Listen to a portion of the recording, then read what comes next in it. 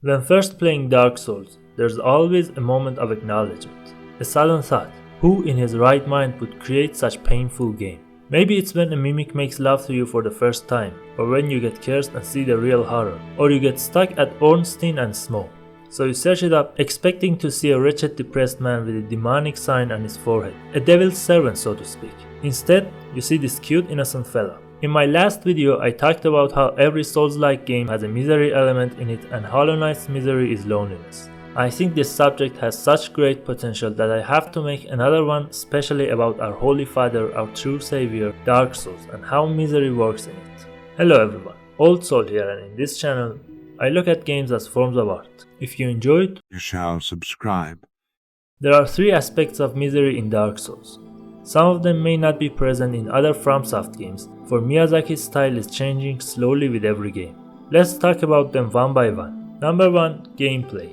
The fighting system is slow and heavy, like two tired men fighting each other with their last strength. Even if you choose to be a fast and brisk warrior, there's a limit you can't pass. You may be familiar with stylish fighting system present in Devil May Cry, the art of killing enemies in a cool, dazzling way. Dark Souls is the opposite of stylish. It's the idea that in a battle you can't afford any luxury. Everything should be employed for a better result, even if as petty as running away to a certain location to gain advantage. Then stamina bar comes in and makes it more interesting. While most video games are unrealistic in terms of fighting enemies, as you can swing your sword and kill 10 people at the same time, Dark Souls overdoes the realistic approach. You can't hit the enemies more than 3 or 4 times before getting tanked.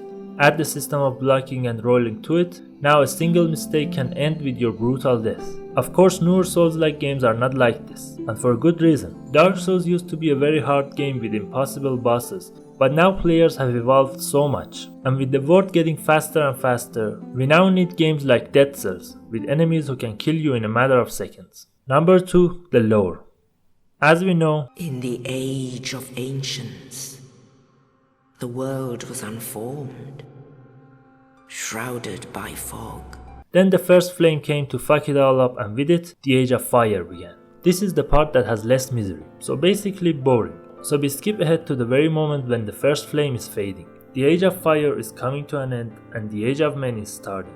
Until Gwyn says, "You underestimate my power!" He uses his soul to rekindle the first flame, and with that, the first sin was committed. With that, Age of Misery began. Humans are ripped off of. By rekindling the first flame, Age of Darkness never came, and after the first flame died, undeads were emerged. So when someone dies, they are reborn at bonfires, and this process repeats over and over until they become hollows. Losing their mind, they are now empty shells of a once human. With this action, Gwyn condemned everyone to a never-ending agony and destruction.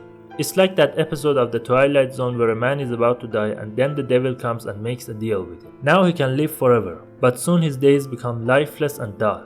Now he tries to kill himself, but he can't, he's immortal. Gwyn has brought this terrible destiny to himself as well. Locked inside the kiln, he has to watch the newly rekindled first flame to die again slowly before his eyes. What's worse is that this fate is irreversible.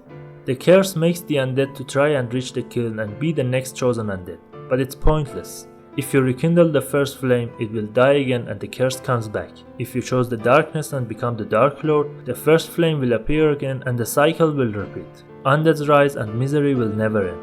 We can look at every character of the game like the last video, but what's the point? No one is happy here except for Solaire, and we know how that one ends. One last thing to mention, even before the Age of Fire, the world is not that desirable. A formless, cold and dark world sounds like Sith's butthole. Number 3. Misery as therapy. You may have heard that Dark Souls has cured many people's depression or at least helped them fight back. We know the first reason.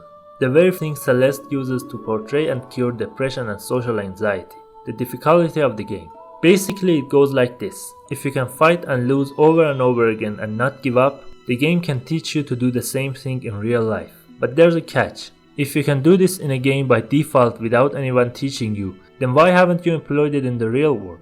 The game uses its attraction and suspense, something not present in real life, with every tool of storytelling and world building to hold you in your place. And when the learning curve is designed correctly, a miracle happens. A player who couldn't perform a single successful parry is now fighting and slaying a dragon. The reward is worth the trouble, but there's a bigger force at play here, the same good old misery. We know everyone's in agony and their life is ruined, but we still never see them stop trying to reach a better world.